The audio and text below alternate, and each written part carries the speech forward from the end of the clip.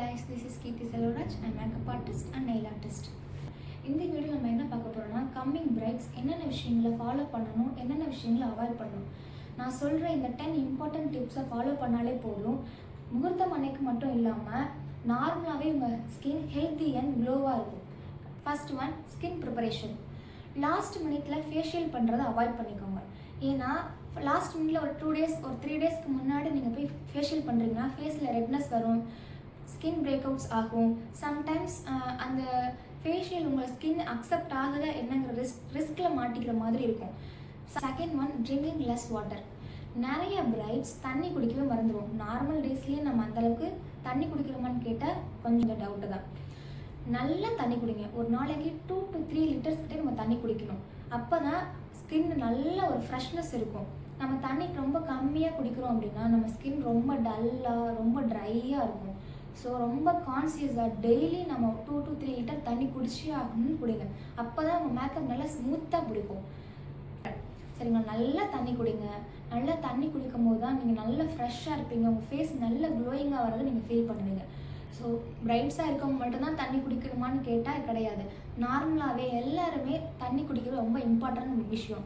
So நீங்கள் பிரைட்ஸாக ஆக போயிங்கன்னா இது ரொம்ப ஒரு மெயின் அட்வைஸாக எடுத்துக்கிட்டு தயவுசெய்து 2 to 3 லிட்டர்ஸ் வாட்டர் டெய்லியும் குடிங்க. வெட்டிங்க்கு முன்னாடி அதிகமாக ஆயில் ஃபுட்ஸ் எடுக்கிறத அவாய்ட் பண்ணிக்கோங்க. ஏன்னா ஆயில் ஃபுட்ஸ் எடுத்துக்கிறதுனால நம்ம ஸ்கின்ல ஆயில் செக்ரிகேஷன் அதிகமாக ஆரம்பிச்சிடும். Like parotta, biryani, junk items, இந்த மாதிரி ஆயில் ஐட்டம்ஸ் எது இருந்தாலும் சரி, எண்ணெய் பலகாரங்கள் சாப்பிட்றத டோட்டலாகவே தவிர்த்துருங்க. அப்போ தான் உங்கள் மேக்கப் நல்ல ஸ்டே இருக்கும். ஆயில் செக்ரிகேஷன் அதிகம் ஆயிடுச்சுன்னா நம்ம மேக்கப் மெல்ட் ஆக ஆரம்பிச்சிடும். ஸோ பிஃபோர் வெட்டிங் நல்ல ஃப்ரூட்ஸ், வெஜிடபிள்ஸ், லைட் மீல்ஸாக எடுத்துக்கோங்க. என்னோட அட்வைஸ்லாம் மேக்ஸிமம் ஒன்லி பிரைட்ஸ் மட்டும் தான் ஃபாலோ பண்ணணுமான்னு கேட்டால் கிடையாது. நார்மலாக கேர்ள்ஸ் நம்ம ஸ்கின்னை இவ்வளோ அளவுக்கு நம்ம பார்த்துக்கணும், நம்ம ஸ்கின்னை நல்லா ஹெல்த்தியாக மெயின்டைன் பண்ண நினச்சிங்கன்னா கூட இந்த கண்டென்ட்டை நீங்கள் இந்த விஷயங்கள் நீங்கள் ஃபாலோ பண்ணலாம். ஃபோர்த் ஒன், லாஸ்ட் மினிட்ல போய் த்ரெட் பண்ணுறது, அப்பர் லிப்பில் இருக்க ஹேர் ரிமூவ் பண்ணுறதுங்க ரிஸ்க் எடுக்கக்கூடாது. ப்ரீவியஸ் நைட்டில் தான் எடுக்கிறேன் அப்படிலாம் கிடையாது. ஒரு 2-3 டேஸ்க்கு முன்னாடியே நீங்கள் போய் இந்த ஒர்க்கை முடிச்சிடணும். ஏன்னா லாஸ்ட் மினிட்ல நம்ம பண்ணும்போது பம்ப்ஸ் வரும், ரெட்னஸ் வரும், சம் இஷ்யூஸ்லாம் நம்ம ஃபேஸ் பண்ணுற மாதிரி இருக்கும். இல்லைங்க எனக்கு நார்மலாக அந்த மாதிரிலாம் ஆனது இல்லாட்டியும் நம்ம பிக் டேல நம்ம ரிஸ்க் எடுக்க ரெடியாக இருக்கக்கூடாது.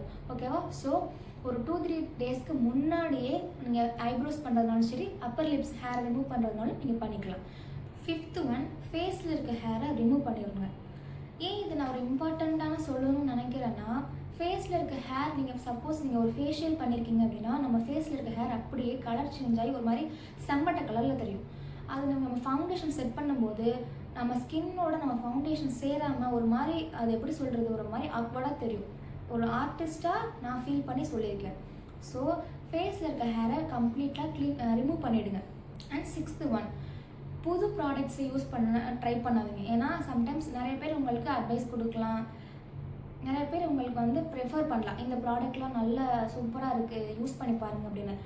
அந்த ப்ராடக்ட் நம்மளுக்கும் சேருமான்னு கேட்டால் அது டவுட்டு தானே. உங்களுக்கு சேரும், உங்கள் ஸ்கின்னுக்கு அக்செப்ட் ஆகிற ப்ராடக்டை மட்டுமே யூஸ் பண்ணுங்கள். ஏன்னா பிஃபோர் வெட்டிங் நீங்கள் ஏதோ புது ப்ராடக்டை யூஸ் பண்ணி கன்சிஸ்டண்ட்டாக யூஸ் பண்ணிட்டு வரும்போது அது சூட் ஆகுமான்னு கேட்டால் அது உங்கள் ஸ்கின்னை பொறுத்து. அது ஆகவே ஆகாதுன்னு நான் சொல்ல முடியாது, அது ஆகும்னு நான் சொல்ல முடியாது. ஸோ உங்கள் ஸ்கின்னுக்கு எந்த ப்ராடக்ட் அக்செப்ட் ஆகும், ஆல்ரெடி நீங்கள் ஒரு நல்ல ப்ராடக்ட்டை யூஸ் பண்ணுறீங்கன்னா தயவுசெய்து அதை மட்டுமே ஃபாலோ பண்ணுங்கள். புது ப்ராடக்டை யூஸ் பண்ணுற ரிஸ்க் எடுத்துக்க வேண்டாம்.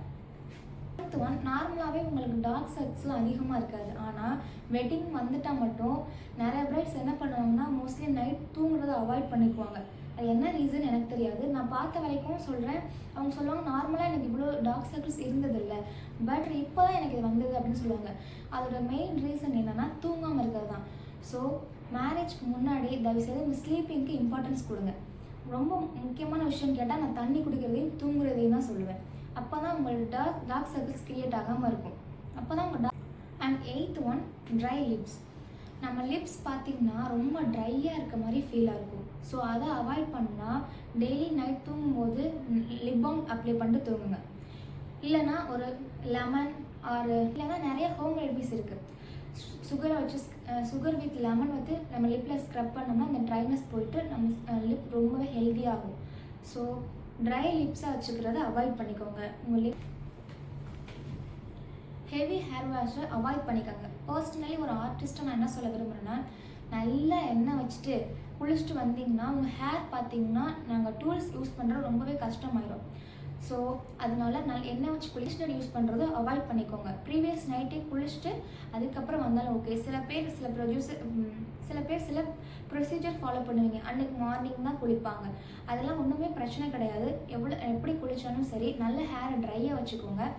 ரொம்ப ஃப்ரிஸினஸாக இருக்க மாதிரியும் வேறு எதுவும் டிஃப்ரெண்ட்டான ஷாம்பூ, நான் ஹேர் ரொம்ப சில்கியாக கொண்டு வரேன் அப்படின்லாம் எதுவும் பண்ணாதீங்க. நார்மலாக நீங்கள் எப்படி உங்கள் ஹேரை மெயின்டைன் பண்ணுவீங்களோ அது மட்டும் பண்ணுங்கள். ரொம்ப ஹெவி ஹேர் வாஷ் அதெல்லாம் அவாய்ட் பண்ணிக்கோங்க. 10th ரொம்ப இம்பார்ட்டண்டான பாயிண்ட் என்னன்னு கேட்டால், பிஃபோர் மேக்கப்புக்கு முன்னாடி ரொம்ப டைட்டான ப்ளவுஸ் யூஸ் பண்ணுறதை அவாய்ட் பண்ணிக்கோங்க.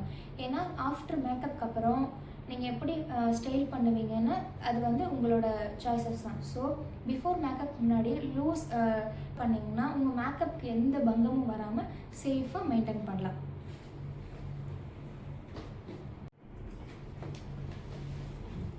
ஓகே காய்ஸ், இது என்ன ரொம்ப சிம்பிளான ஸ்டெப்ஸாக இருக்குது அப்படின்னு உங்களுக்கு ஃபீல் ஆகலாம். பட் கண்டிப்பாக ஃபாலோ பண்ணி பாருங்கள். ஒரு பெரிய ரிசல்ட்டாக நீங்கள் ஃபேஸ். இதே போல் வேறு எதுலேயும் உங்களுக்கு ஒரு டிப்ஸ் இல்லை ஒரு மெசேஜ் என்கிட்ட வேணும்னா கண்டிப்பாக கமெண்ட் பண்ணுங்கள். என்னோடய சேனல் சப்ஸ்கிரைப் பண்ணுங்கள். நெக்ஸ்ட் யூஸ்ஃபுல்லான டிப்ஸோட நெக்ஸ்ட் வீடியோவில் பார்க்குறேன். Bye guys.